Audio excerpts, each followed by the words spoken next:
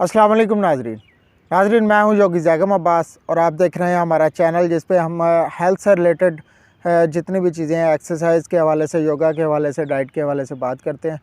तो नाजरीन, आज एक क्वेश्चन है, जाहिद भाई हैं बहावलपुर से, उनका क्वेश्चन आया। उन्होंने काफ़ी अरसे के बाद मुझे देखा तो उन्होंने कहा, सर आपने ये किस तरीके से किया, आप ग्लासेस लगाते थे तो इस चीज़ को आपने कैसे कंट्रोल किया? आप बहुत कम ग्लासेस लगाते हैं, आई साइट वीक थी, आपने क्या चीज़ें की, क्या एक्सरसाइजेज़ की कि आपकी ये ग्लासेस जो हैं ये लगाने की ज़रूरत कम पड़ती है आपको?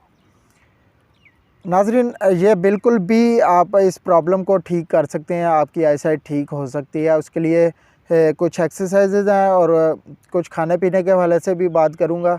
फ़र्स्ट ऑफ़ ऑल जो एक चीज़ है कि एक मुद्रा है योगा में जिसे हम कहते हैं पुराण मुद्रा।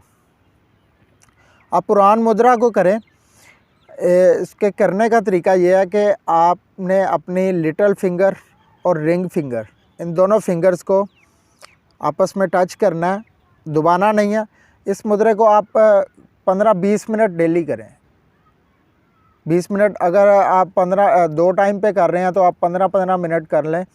ये आपको बहुत ज़्यादा फ़ायदा कर देगा। इस मुद्रे से होता क्या है कि आपकी बॉडी में जितने भी विटामिन्स हैं और जितनी भी एनर्जीज़ हैं, ये उनको बैलेंस करता है बॉडी में, और एनर्जी फ्राहम करता है बॉडी को।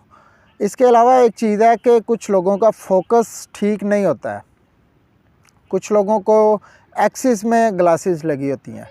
अगर आप अपना फोकस ठीक करना चाहते हैं या आपको ब्लरी नज़र आता है तो उसके लिए आप कर सकते हैं कि आप अपने फिंगर को यूँ खड़ा करें और एक पॉइंट आप कोई भी रख लें, कोई भी चीज़ आपने से 15 से 20 मीटर के फासले पे, 15 से 20 फुट के फासले पे आपने उस चीज़ को रख लेना है और बार बार आपने स्पीड के साथ अपने टिप को देखना है, फिंगर की टिप को, और उस चीज़ को।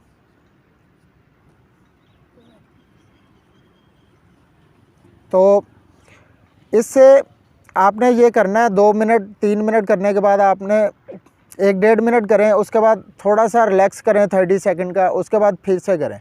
ये 15 से 20 दफ़ा का आपने करना है। 10 से 15 दफ़ा भी कर लें तो ये फ़ायदा करता है।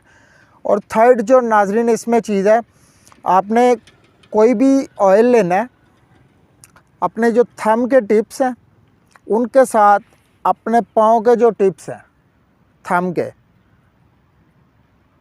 इनका मसाज करें।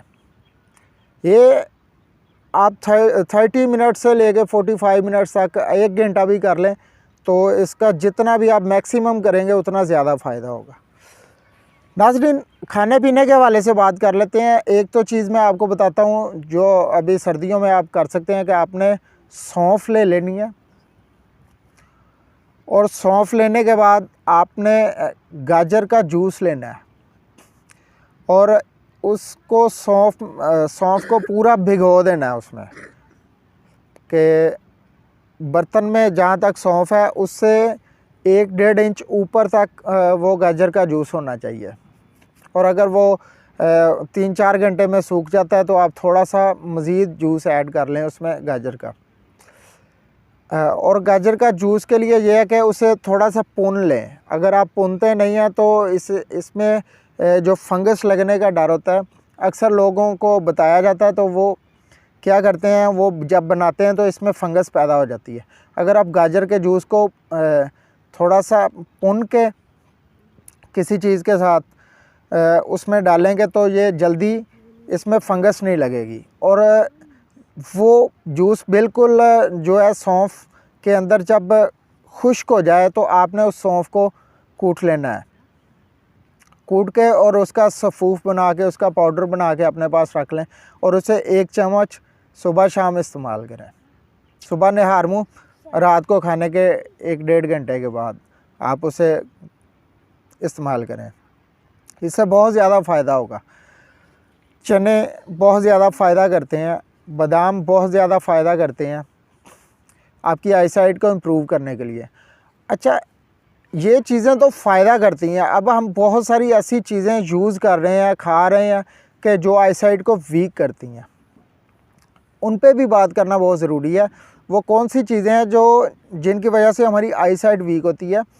तो सबसे पहले तो मैंने जिस चीज़ को खुद ऑब्ज़र्व किया है वो ये है कि आप जितना ज़्यादा कोल्ड ड्रिंक को पीते हैं आपकी वो आई साइट पे इफ़ेक्ट करता है, क्योंकि इससे बॉडी में जितने भी विटामिन हैं ये उनके लिए किलर का काम करती है कोल्ड ड्रिंक, चाहे वो कोई भी कोल्ड ड्रिंक है। ये ज़रूरी नहीं है कि ये ब्लैक कलर में है या ये कलर वाली है या ये कलर के बगैर है। साइट वीक हो चुकी है तो आपको ये चीज़ें बिल्कुल भी इस्तेमाल नहीं करनी, ख़ास तौर पे कोल्ड ड्रिंक को बिल्कुल भी इस्तेमाल नहीं करना। और कोशिश करें जितना भी फूड लें वो एनर्जेटिक हो, और आप ये जितना भी जंक फूड है, फास्ट फूड है, इससे बचें। तो ये एक्सरसाइजेज स्टार्ट करें, इसका बहुत ज़्यादा फ़ायदा होगा। और हाँ, कुछ चीज़ें हैं इसमें कि अगर कोई बंदा टीबी का पेशेंट है तो उसे ये चीज़ें फ़ायदा करेंगी, लेकिन बहुत स्लो करेंगी और बहुत कम फ़ायदा करेंगी। लेकिन इसका मतलब ये नहीं है कि वो टीबी का पेशेंट इसे करेगा नहीं। आप जितना इसे करेंगे ये उतनी जो उस क्योंकि टीबी वाले पेशेंट की आई साइट वीक होती रहती है, कंटिन्यूसली वीक होती रहती है। अगर टीबी ठीक भी हो गई है तो उसके बाद भी वो जो मेडिसिन खाई जाती है, जो इसका कोर्स किया जाता है, वो आई साइट पे बहुत ज़्यादा इफ़ेक्ट उसका रहता है और सालों साल रहता है। उसकी वजह से जो मज़ीद वीक होती रहती है। तो ये करने से क्या होगा कि वो जो मज़ीद वीक होती जा रही है, ये चीज़ उस चीज़ को कंट्रोल कर देगी और उसे मज़ीद वीक होने से रोक देगी। तो जब वो रुक जाएगी मज़ीद वीक होना, तो इंशाल्लाह ताला उसके बाद ये ऐसा आपकी आई साइट को इम्प्रूव करेगा। टीबी वालों को थोड़ा टाइम ज़्यादा लग सकता है, लेकिन ठीक उनकी भी हो जाती है ऐसा। दुआओं में याद रखिएगा नाज़रीन। इसी के साथ इजाज़त चाहता हूँ। अल्लाह हाफ़िज़।